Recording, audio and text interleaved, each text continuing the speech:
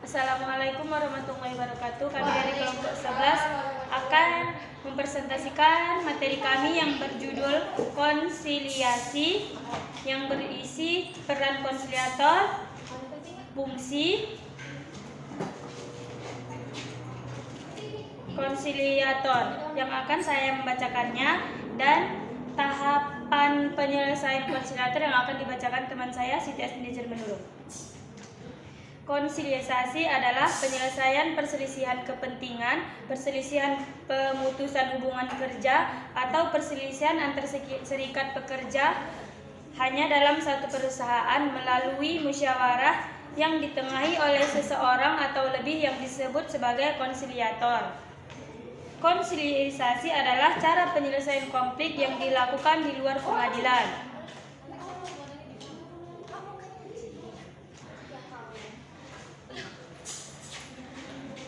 Kemudian konsiliasi adalah penyelesaian sebuah permasalahan melalui musyawarah yang ditengahi oleh seseorang atau lebih yang disebut konsiliator dalam menyelesaikan suatu perselisihan.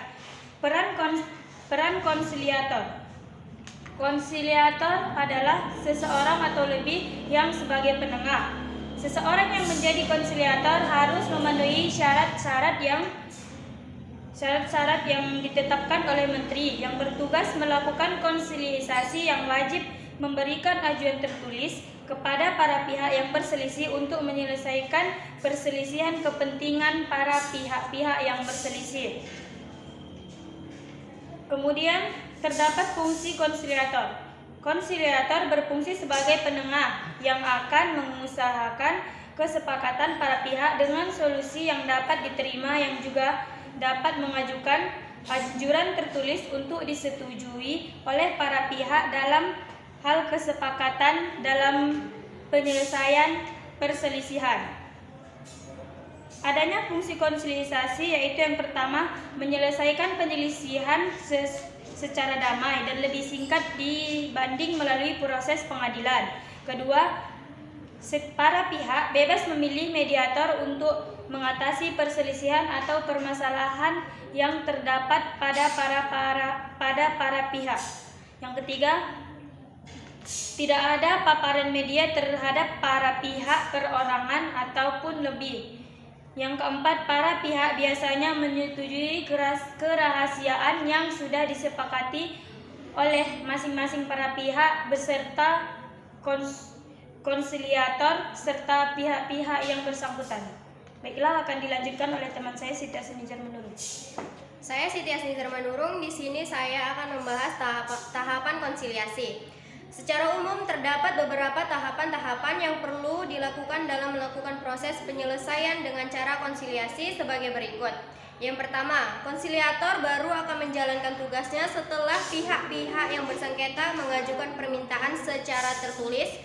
Tentunya pihak konsiliator yang ditunjuk telah disepakati bersama dengan pihak yang bersengketa. Lalu setelah itu mendapatkan surat permintaan secara tertulis, konsiliator memiliki waktu paling lambat 7 hari untuk melakukan penelitian kasus yang sedang ditanganinya.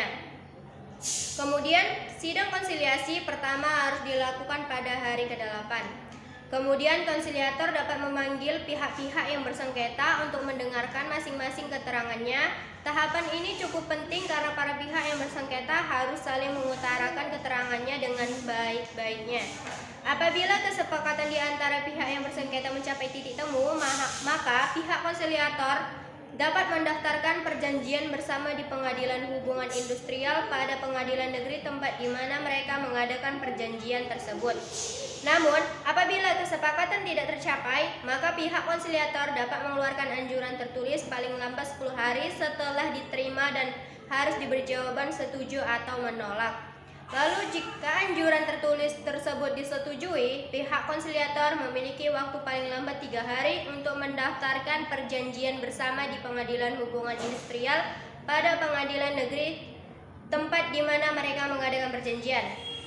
Namun apabila perjanjian tertulis tersebut ditolak, maka salah satu pihak yang bersengketa dapat melanjutkan persengketaannya ke pengadilan setempat.